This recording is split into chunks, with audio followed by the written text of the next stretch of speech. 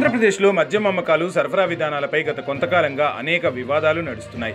ఈ నేపథ్యంలో తాజాగా కృష్ణా జిల్లాలోని పెడన నియోజకవర్గం నుంచి వెలుగు చూసిన ఒక విషయం తీవ్ర కలకలం రేపుతోంది. కొందరు వ్యాపారులు ఏకంగా ఇంటింటికి మద్యం డెలివరీ చేస్తున్నారనే ఆరోపణలు గుప్పుమంటున్నాయి. సరిహద్దు రాష్ట్రాల నుంచి అక్రమంగా మద్యం తీసుకురావడం లేదా అధికారిక మద్యం దుకాణాల నుంచి కొనుగోలు చేసిన మద్యాన్ని అధిక ధరలకు రహస్యంగా సరఫరా చేయడం వంటివి గతంలో చూశాం.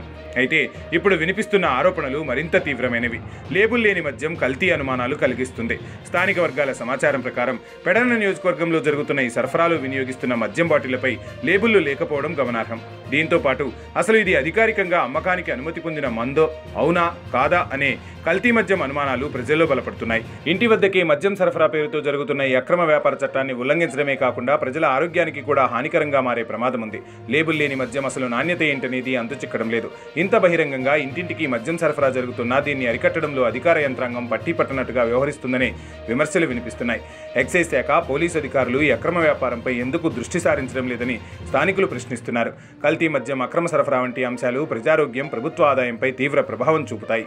కాబట్టి సంబంధిత అధికారులు వెంటనే ఈ వ్యవహారంపై దృష్టి సారించి అక్రమాలకు పాల్పడుతున్న వ్యాపారులపై కఠిన చర్యలు తీసుకోవాలని ప్రజలు డిమాండ్ చేస్తున్నారు.